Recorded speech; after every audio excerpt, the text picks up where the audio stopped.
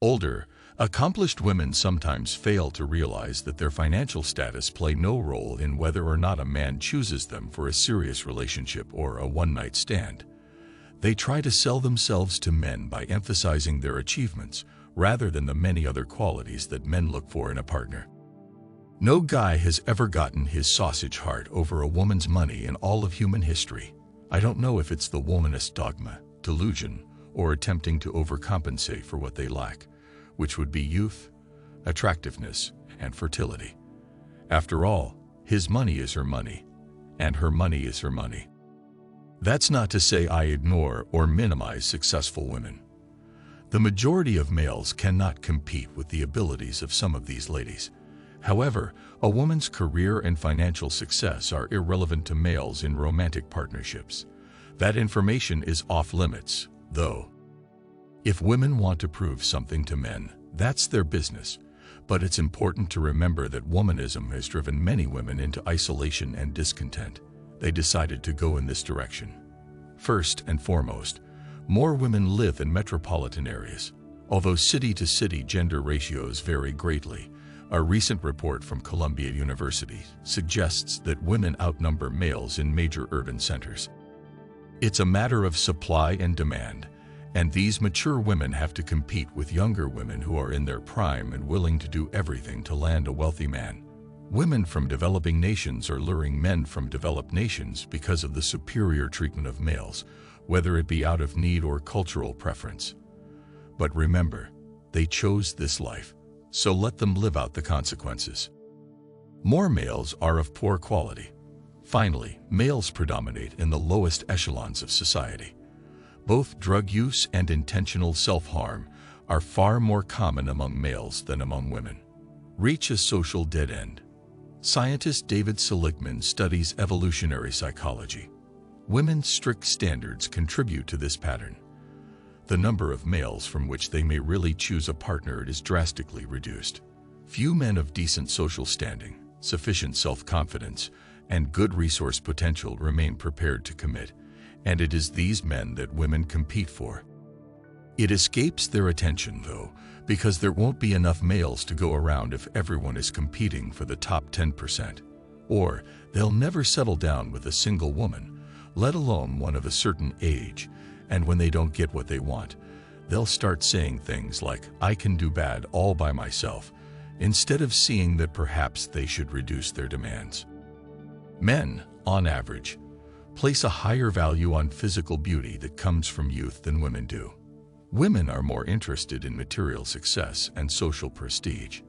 It's not uncommon for older, more successful men to wind up with younger, less accomplished women who happen to be attractive.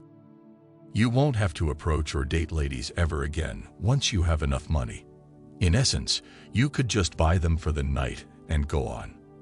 Additionally, you may expect more from a younger woman for less money than an older one. Physically attached couples in wealthy nations typically have an age gap of 2 to 3 years, whereas those in poor countries have an average age gap of more than 5 years. But here's the catch. It's acceptable if most guys still prefer younger women. When discussing successful women seeking successful men, the ground rules shift significantly. Aim towards successful males, because many successful men can date younger women. Basically, it's important to have a youthful tail feather to look at because your taste in ladies won't change with your age. You also have a built-in preference for younger and tighter skin. Relationships with ladies of a more advanced age have no appeal for me.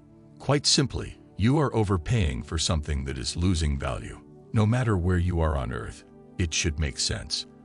Younger ladies will almost always be preferred by men over older women when it comes to the selection.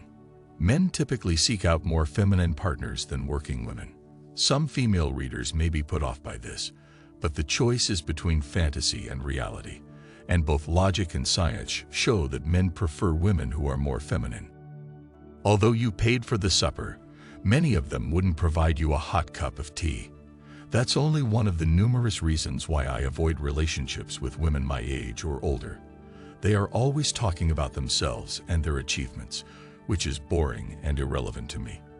If a younger woman is chatting to me about her mental health, I don't have to wait long before I find her legs on my shoulders. Dating is an integral part of a successful woman's life. There are a number of reasons why many successful women are terrible at dating, believe falsely that their achievements make them wonderful catches, and get resentful when some men fail to acknowledge this. For the sake of their careers, several women took on aggressively feminist roles. Let them suffer the results of their own foolish actions. Let them perish if, from the time they are in their late teens to early 30s, they are more concerned with the modernism than with their own lives. Simply said, it's not that complicated. I don't understand why so many guys have such a hard time letting go of women who have consistently made poor choices throughout their life. Women in the workforce don't date with enough confidence. Most women lack the confidence to date confident guys, and professional women are often not the. Since successful women tend to date too passively, it's easy to fall for the myth that they're wonderful catches just because of their success. This is because these women consider themselves superior to the males with whom they interact. Many of these girls think they're helping you out by just chatting to you. Younger women who are financially strapped will sense the potential in this situation and move quickly to remove this man from the dating pool before he is snatched up by another woman. Changing their perspective is all it takes to make these ladies their worst enemies. Never again, though, should you feel sorry for them. They're on this road by themselves or with their pets because they choose it.